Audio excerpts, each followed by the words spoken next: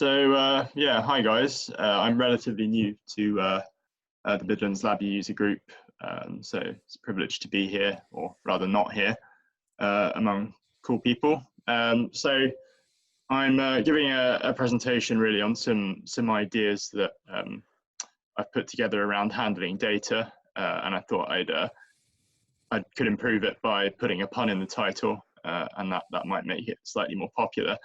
And it's about abstracting data handling from your application and being able to make things a bit more flexible.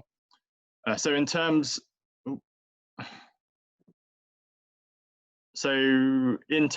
of muting people, I'm happy for people to unmute and jump in whenever they want, really. I'd rather talk to people rather than feeling them talking to myself. But here's a bio, a very short bio of me. Until Monday, I was a software engineer at Computer Controlled Solutions. So sadly, I don't have a job at the moment. I think a lot of companies in the West Midlands, especially that deal with the aerospace sector, are struggling at the moment. So really fingers crossed for everyone here. I started using LabVIEW during my PhD research and getting some really important first-hand experience of writing very terrible code indeed. Working on a test rig and found that my code would only work when, say, highlight execution is enabled and it wouldn't stop, things like that. So pretty standard student LabVIEW experience. So moving to Dyson subsequently was a really steep learning curve. Worked with some great people there, and the difference between writing code as a tool for yourself and giving it to an operator to some kind of spec was worlds apart, like living in a studio flat compared to running a hotel. So I did more there than smash vacuum cleaners. As I think Neil's on the call still, he'll probably tell you there's a lot that goes on there that's shrouded in a degree of secrecy. But they've got a very strong LabVIEW community there. So I had the privilege to work with some very bright people indeed, and meet with the Solog LabVIEW user group. So a lot of cool people from Renishaw as well. So learned a lot in that time. So what's my target audience for this presentation, besides people that like memes and puns? It's really for someone with a basic understanding of LabVIEW classes. So when I picked up LabVIEW, I picked it up as someone who would come out of a mechanical engineering degree, and you use it like a tool, like a multimeter or something to get a job done. And that transition to, I guess, becoming a programmer is relatively gradual. So when something like object-oriented programming is introduced, it can be hard to see the context. So I'm going to be looking at some of the ways that I use it beyond hardware abstraction. And certainly, I think if someone had showed me this a couple years ago, it would have helped me out a lot. So I've leaned on, so PowerPoint actually generates a lot of these slides for you if you put them into a blank user interface. So I may have leaned on that a bit too heavily. So feel free to shout if you think it's if it's a bit over-egged. But in terms of the agenda, I'm looking at the problem really, which is requirements capture, and some of the ways that we can, I guess, manage changing requirements. So to disclaim, this is just the way that I do things. This isn't going to be an overview on something like the unit test framework, which is going to be deeply rooted in fact. This is more of a personal preference, and I really like to talk about these ideas with people. It's an idea that I'm sharing, so I'm really more than happy for people to chime in with their 2 cents and tell me, why I'm wrong, or how they would do things differently, because I'm keen to learn about how other people work. So the problem I said was requirements capture. And this really relates to a lot of my experience working, I guess, maybe on smaller jobs and within companies like Dyson, where you maybe are dealing with operators and things aren't always so clear. So this section's really geared towards the unavoidable truth that requirements do change throughout a project. So even if you're going out and you're being very diligent and going out to gather your requirements, there's always going to be a degree of distortion there. So being able to understand your customer, and within companies and with smaller jobs, that process can tend to be a bit more collaborative. I'm not sure on what other people's experiences with that are, but I found myself, you'd be talking to someone, say, whose responsibility is to test a certain product, and those requirements will become clearer through time. So you enter into more of a collaboration, and some of these concepts can be, some of these, you do the job to say broadly understood concepts, so you know the person wants a display, you know what sort of instrument they want to log from, but documentation can be a bit more scant. Certainly, in my experience, and timescales can be much shorter. So with all of these things, change does happen, and people don't particularly welcome it. But we can, or certainly I've taken steps to try and make my code a bit more resilient to some of the change that happens. So this might be a bit where people want to jump in, because this is my whole shtick, really. But I've put together this slide, really, say a very basic LabVIEW system. So we have some form of acquisition from up-to-date National Instruments hardware, some kind of processing that occurs, and then some kind of display and storage that happens. So our customer might want a nice sine wave there saved to some sort of medium. Where in people's experience have they found that change happens in a project, say during a project?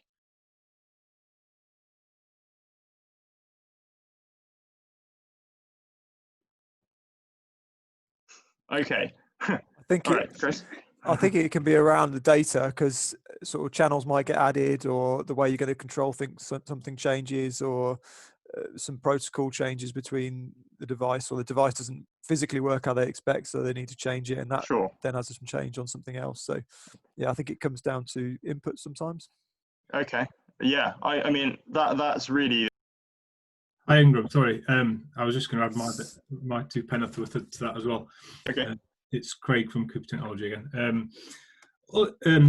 Just to add to what Chris has just said, sometimes the bit between the data and the storage is and it sort of links into my presentation later, is analysis and what you do with that data. That changes as well how people want to do things, and what sort of information they're trying to find might be different between even in the same application. So. Yeah. Okay. Yeah. Cool. And Charlie, have you got any experiences? Yeah. So my experience of this is up at the start of a project, or when you've delivered it, the customer will want to change how the data is displayed and analysed a lot. It's not to their expectations how it's presented. And that sort of tails off pretty quickly, but then over the lifespan of it, equipment will become obsolete, or they'll want to add new measurements in, and they want to add channels in at the acquisition end. Okay. So it changes throughout the life cycle of the project. Okay. Yeah, I think just to kind of back that up as well, from another tack, if you like, that's the hardest bit to account for that front end, because you can kind of, obsolescence manage. You can account for more channels, different channels, and how you go about your architecture to deal with that. But the front end is where I find that you kind of have to spend a lot of time going backwards and forwards and making sure that they as they want it. Yeah. But I think it can be the first bit you really show to a customer in a way. You can go with them with a kind of a stub user interface and talk them through perhaps the way things are supposed to work. But yeah, I mean, I'd be inclined to agree with you. I mean, that's the whole bias of this this presentation really. So in my experience, really within the time frame of a project, people usually tend to invest their resources in buying hardware, or they already have hardware, and that data and the way that it's manipulated becomes a thing that changes. Even after a project has been delivered, people, it can be your whole job if you work for a large aerospace company to maintain, say, one bit of software, and the hardware can be there for many years. So I'm going to look at ways of, I guess, managing that change, or ways that I've managed that change. So going to look at selecting interfaces first. So I'm going to disclaim this slightly, in that I understand that National Instruments has released something called an interface. Now, I haven't done my due diligence and researched all the new features of LabVIEW 2020, so I'm going to have to give my definition of an interface later on. But these are what I would call, say, 3 different interfaces we might encounter outside of LabVIEW. They all have similar properties, and you can interact with them in similar ways. You can open, close, and fill them. So you can perform similar methods on them, and if you don't define them well enough, they're all essentially the same thing. But you might want to avoid mixing some of these things up. So really, this section's on the trade-off between flexibility and security when it comes to selecting an interface for data within your application. So when I'm referring to an interface here, I'm referring to, say, your connector pane, effectively an input or output from one piece of code or structure to another. So that's defined in part by the data type. And say if you're using something like a control reference, for instance, that flexibility is going to be governed by whether you decide to do something like strictly type it, or use a more generic type to transfer data from one part of your code to another. So within LabVIEW, the data types you use are ways of obviously conveying data.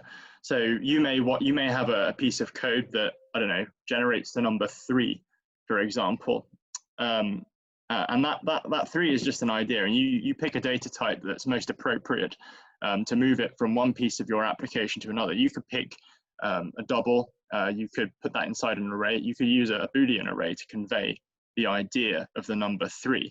And each of these are going to have their advantages and disadvantages associated with them. So I'm going to look at some of those now. But before I do, looking at some code from customers, and touching again on the, I guess, strict typing and so on, where you transfer data from one place in your application to another, my personal preference is to always use a type definition. I don't really understand it when people don't use a type definition to transfer data. I'd be keen now for people to jump in and give me their opinions on that. So where you have a state machine, say, and you have some kind of data and you interact with that, does anyone not type define their data? And if so, why?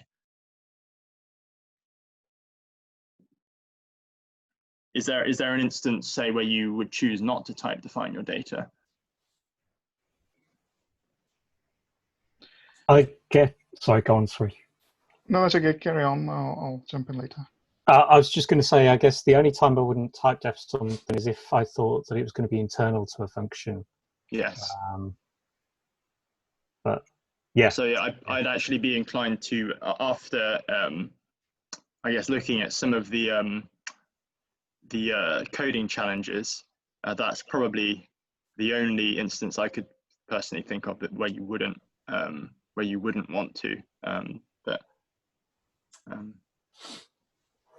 Does anyone else have anything to add to that? So I was going to say that if you had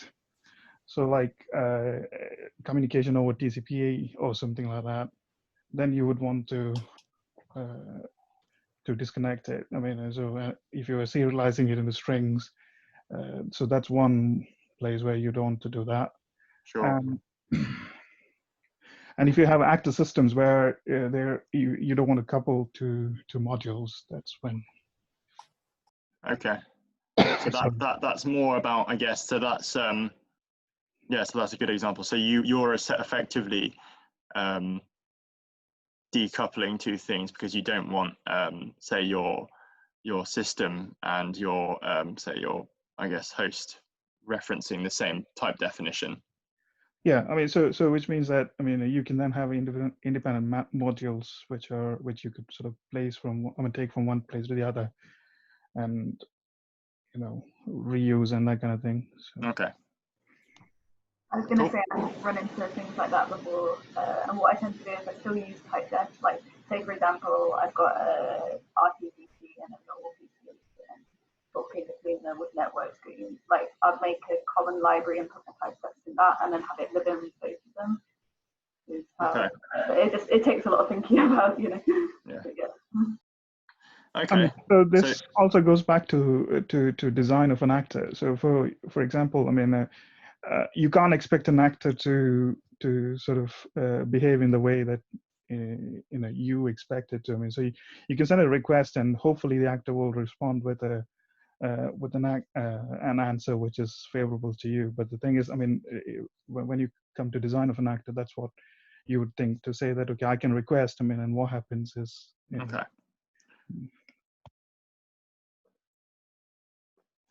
So I guess when you're looking at, say, internal data internal to an actor, where you interact with that within the confines of that, I'd be more inclined to use a type definition. But when you do want to decouple things, say over a network, then maybe you don't use a type definition.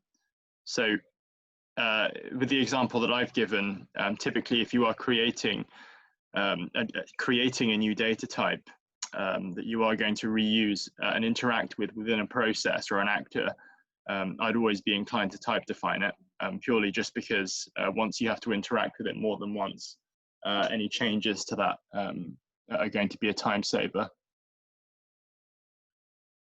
So when I started, I guess when I picked up DACMX, so the DACMX API, you can expand the number of channels and samples that you require from, say if you're acquiring analog data. And at a very basic level, in terms of selecting an interface for, say, a function that reads from a DAC card, you can preempt, I guess, any changes that are going to occur by doing things like expanding expanding dimensions for arrays which are, I guess, redundant at the time of usage, but you're anticipating maybe your customer will choose to do things like add additional channels or request additional samples. So you choose the interface there to accommodate a degree of change. Of course, you could put everything into a variant, but there are benefits and drawbacks to increasing flexibility there. So I guess firstly, before I go on to talk about classes, does anyone use a variant for the transfer of data besides, I guess, messaging actors? Does anyone lean on that heavily? Sometimes I'll have classes that, so I guess it's not really the transfer, but classes which input and output variants, so that you can have dynamic dispatch with different data types. Okay,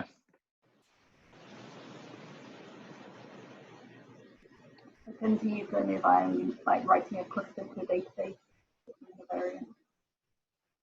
Okay. So I've only really seen I guess the example with classes certainly is where you you include a variant, but you have to I guess you have to be very prudent about how you choose to handle it. So you have to have a class that handles I guess differing data that might come in. But I guess where you see variants used the most are in, I guess, the very lightweight LabVIEW message library, where you're giving someone a tool that allows them to, I guess, handle everything themselves that might come in. So moving on to, I guess, the point of this, when it comes to handling data, I would be inclined a lot of the times to wrap data into a class. The reason being is that you eliminate some of the flexibility whilst being able to make minor changes to it through being able to lean on some of the I guess the tools that LabVIEW classes give you. So for example, you can't connect, you define what you're able to connect to a class, but you can also modify that by inheriting from it. So I apologize to anyone who's very familiar with LabVIEW classes, but I'm going over this because this was something that certainly I'd never thought of until I'd worked with people who'd use them quite aggressively. So you can create LabVIEW classes, and once you do the data is defined within the project, so you can see, I guess, what you want to do with your data. So you can pick a parent class and include things like a timestamp and a value. So that might be something that, say, all of your data has if you're, say, acquiring from a DAC card or something. And then you can choose to modify that. Say I've got a temperature reading here and a position reading here through inheritance. And because it's defined in the project, it's something that I find it's much easier to manage something once I give it a name and I define it, and then I'm able to see, I guess, the various ways in which I'm going to interact with it.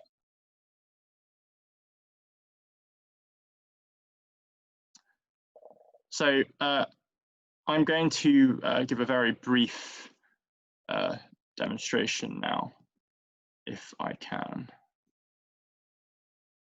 Oh, God.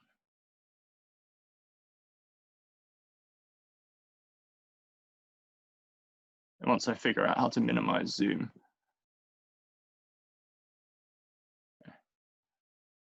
Can everyone see that?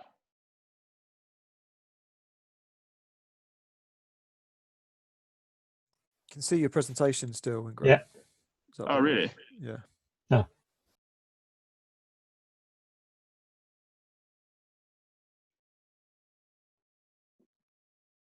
Yeah. 2 front panels, yeah. Okay, cool. So I've got 2 quite basic VIs here just to demonstrate the concept. I'm happy for anyone to chime in with questions or criticisms. So I'm sending data across an event to a VI, essentially. So I've got a producer and a consumer here. I wrap my data up in a class, and I decide what sort of data I want to send over my interface. So as I go through this presentation, I'll build on what I've done here in order to be able to manage some changes to the data as I go along. So I guess to run my producer and my consumer,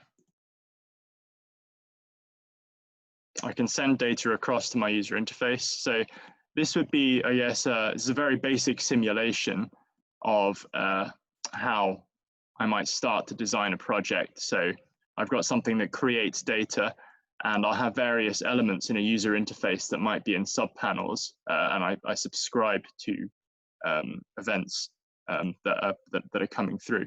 So I can send data through, and it comes and it's written to my I guess display. This could be a graph or what have you, and I choose to show the timestamp or not associated with that data. So the way in which that is happening, I create my data class in my producer. It doesn't do very much. It simulates data. And as I showed in the presentation, the parent class there just has a timestamp associated with it and some random number. So that data, that simulation is just coming through the event there. And it's being printed out on my consumer loop.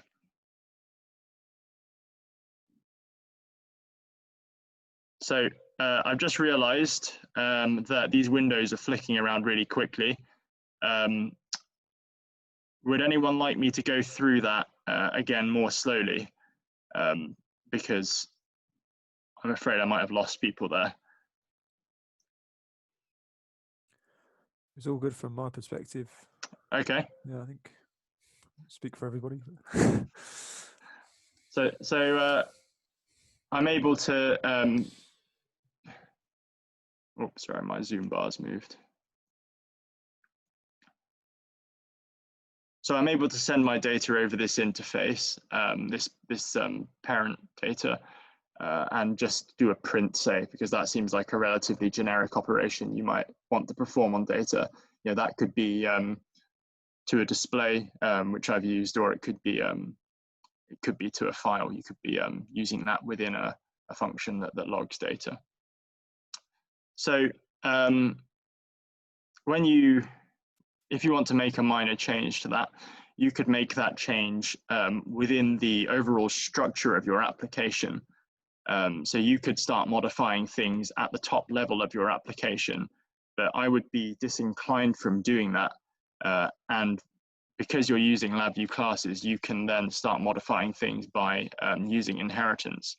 So if I want to simulate temperature data, as I will now,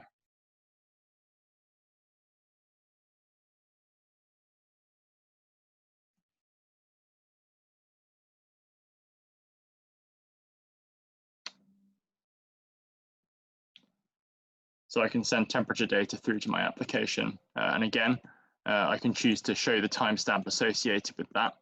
I can modify my data class by a small amount to exploit some of the things that I've used in my data class, whilst adding functionality required by this new data type. So here I create my my temperature class.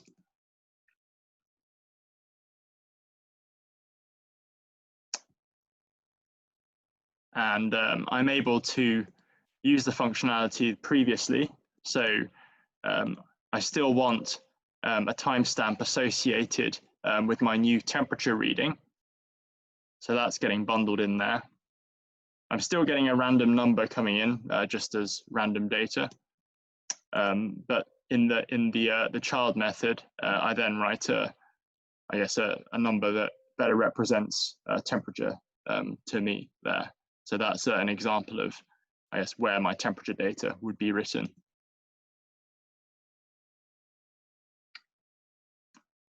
And because it's a child, I can use the same interface. And when it comes to printing that data out, all I've done there to illustrate the change that you can make is I've modified the print method to just append the degrees C units to my temperature reading. So I've leaned on the parent method there to modify my temperature class. Does anyone have any questions on that before I move on?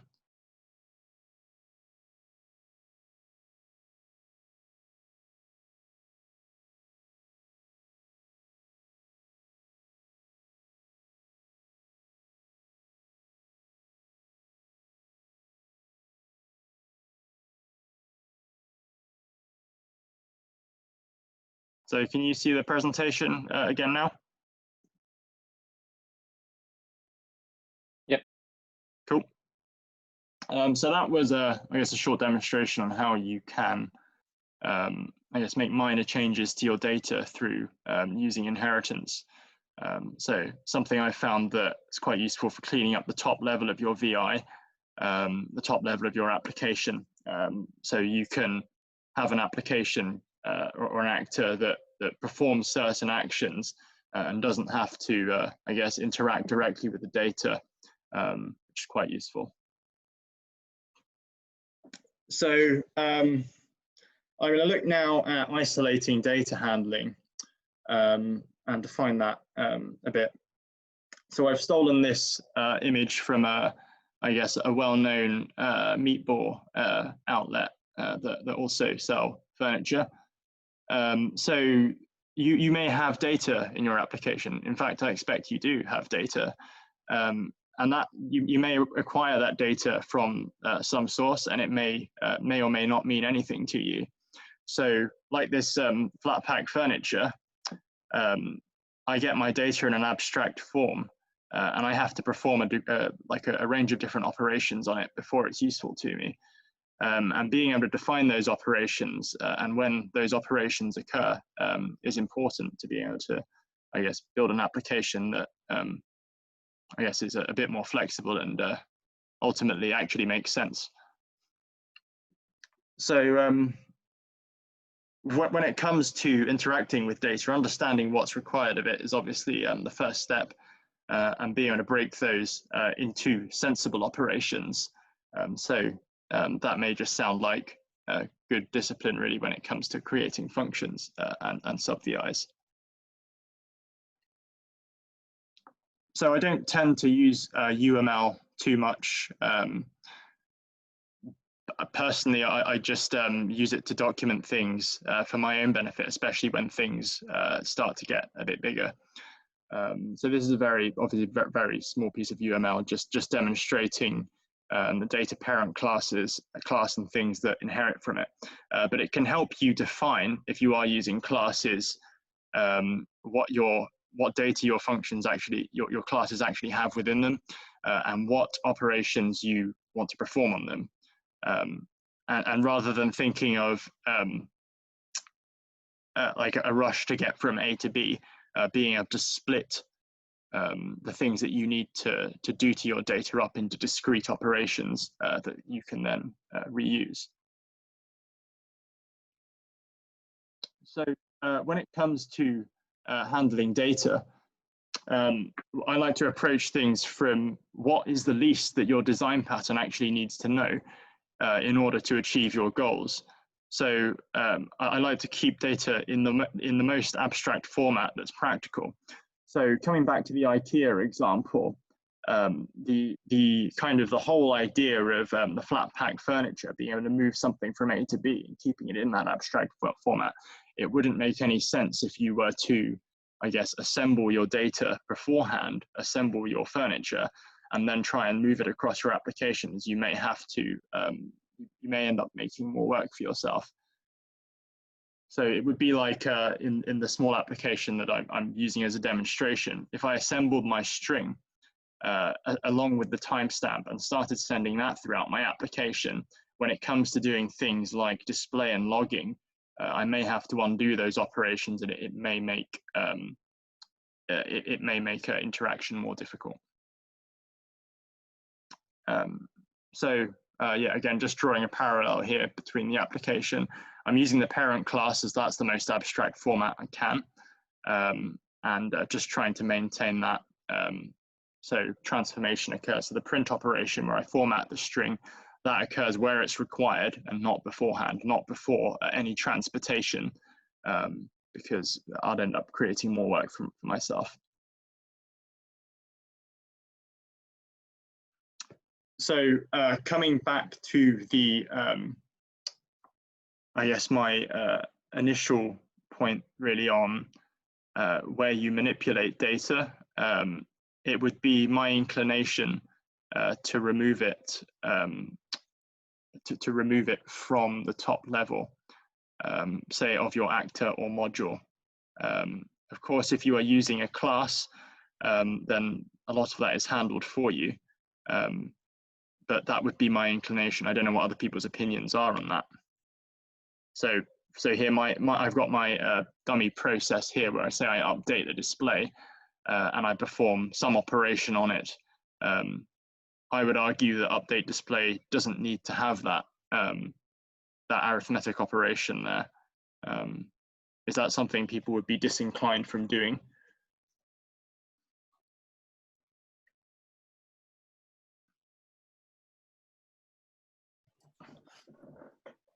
Hi, Ingram. Hello? Hi. Yes, I'd say that processing is an operation that should be done separately, and well, it's going to depend on the application, I guess. But I'd tend to do it somewhere else and then pass it to the display. So. Okay. Yeah. So the only, as I was thinking about this, and the only instance I think where. Oh no! Sorry. So I think the only instance perhaps where I'd maybe not want to do that is if it was a process that might block. So if it was something that would block an actor, but then a block an actor, say, from receiving messages, but then maybe I could design that function better. But yeah, so I would be disinclined usually from having any processing of data within states themselves. I would rather want to interact with that data through an API as you would an instrument. So final example, I'm really going to talk about, I guess, where you can perform more extensive changes to data. So this uses aggregation, so where you can inherit from a data type and also include it within the class private data. So you can, I guess, you can perform more extensive changes to data through using this design pattern. And it was something when I was contracting, actually, I worked with a guy who used this for sequences, which seemed to be really powerful. So you could have operations and sequence types, which were operations that were defined as an array of, a sequence was an array of operations, but it was also an operation type. So that's something that I've tried to reuse where I can, and it seems quite powerful.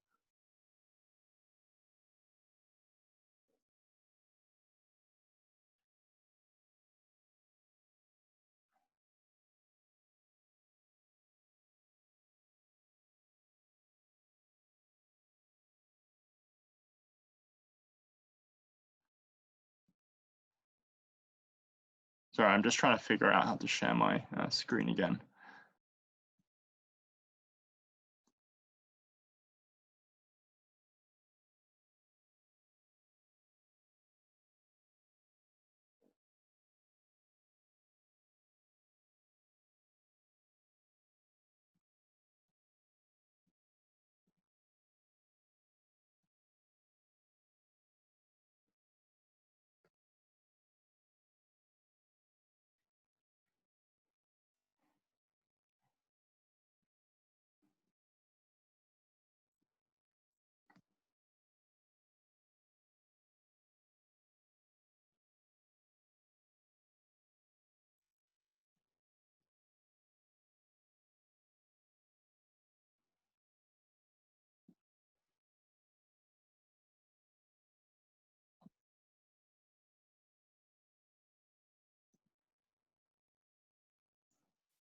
Have I exited your meeting? Am I still in it? You're still here. I messed this up.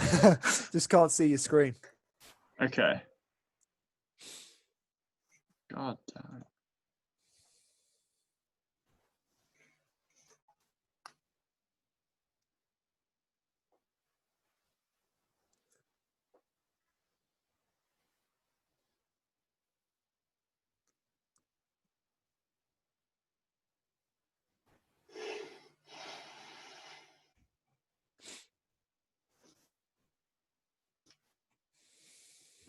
Can't see your bandana now.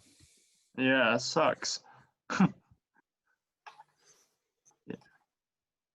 All right, I'm gonna exit and rejoin because I can't seem to find any of the controls. They seem to have disappeared.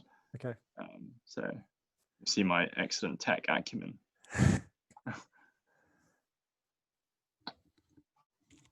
Oh wait, no, here it is. What a smart guy. Cool, excellent, fantastic. Can you see that? Yeah, you're back. Yeah.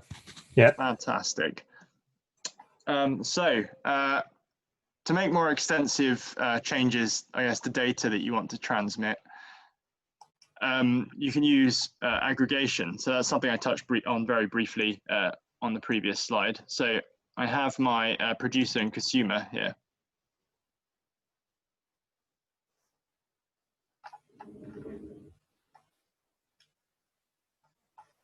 So I can send data, I can send temperature, but I can also send, say, position data across, which is composed of a range of different values. We can't see your VIs, just see your project. Oh. You got two screens? No, I don't. Oh, that's weird. Not that rich. That's it. There we go. So just to clear that, so I can send data across. That's my parent type. I can send temperature data across, which I've modified slightly by inheritance. And I can also send position data across, which I've modified by using a combination of inheritance and aggregation. So the position type includes a data set of 3 data classes. So I'm able to lean on some of the things that I've defined for the data class and modify it a bit.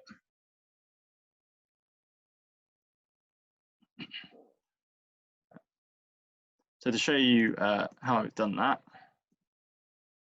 I create my position class. But when it comes to simulating data,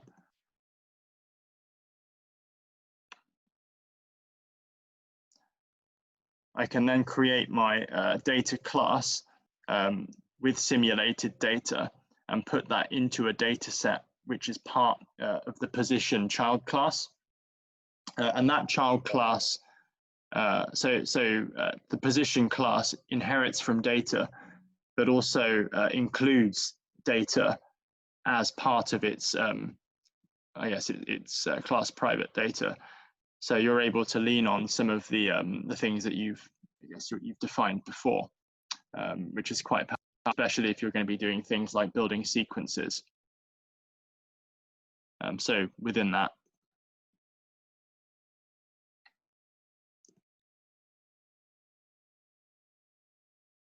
So within that data set for position data, I am just generating a random number and a timestamp for each element in my data set.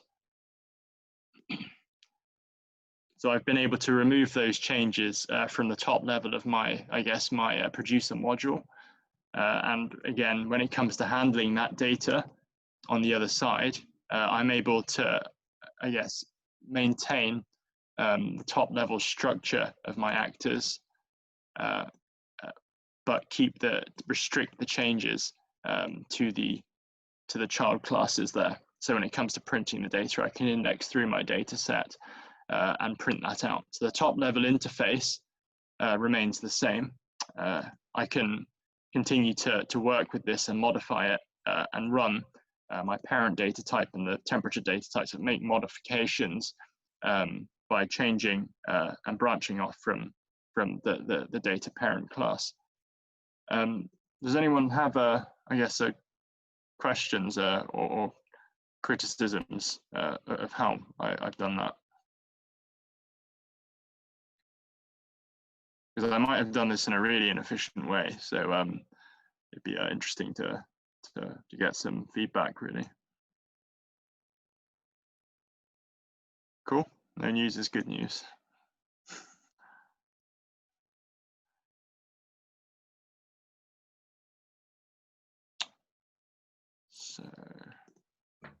Sorry, Ingram. Yeah. I want to ask one question. What would be the advantage of using an aggregation there rather than just an array of doubles? So For the were value. you to use, so yeah, that's a good point. You could, I guess, you could achieve the same thing by using an array of doubles. The advantages, as I see it, with using the aggregation and using the parent class there, is that you're able to lean on the code that you've written before to do things, even though, you know, this is the advantages don't really show as clearly in this small example. But what I'm doing here is I'm able to call the parent data the parent method that I've used before. Whereas I would have to rewrite this. I would have to rewrite this method if I would say just using doubles, an array of doubles. Were this a complex application, I would be able to start reusing a lot of the code within my parent class, which is quite useful. And especially if you are defining a sequencer, being able to reuse that's quite handy. Does that, I guess, answer your question? Yeah, that's great. Thanks. Yeah, it was more. So the answer really is more that it's when you get to more complex things, you can start reusing code a little bit more. Yeah. So I think I wanted to try to keep this example simple, so I could demonstrate the concept. But perhaps because it's simple, I'm not actually reusing that much code. So I'll add something maybe. But yeah, that's the main point really behind this, and that's what I want to get across. And being able to do that, I guess if you were using doubles as well, you would be able to restrict changes to your API. So the way that you choose to interact with your data, rather than having the top level of your actors or modules having to perform additional operations and add additional states in order to be able to manage that. You can keep things quite simple at the top level. Okay, thanks.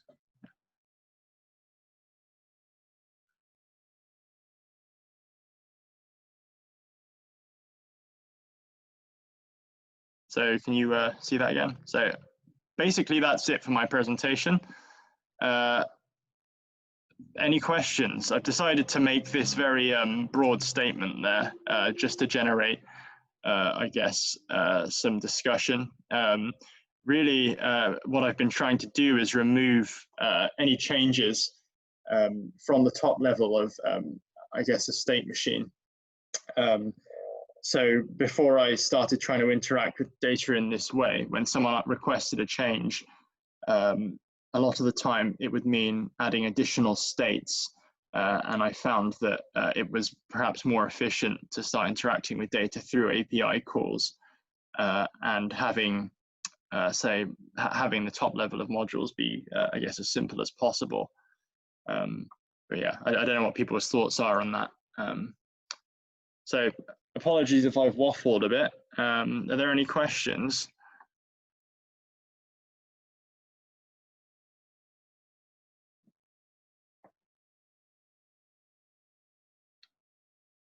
I think that's a no. Thanks very much, Ingram. That was really good. Cool. And you're welcome back again to present if you have anything else to talk about or expand on that.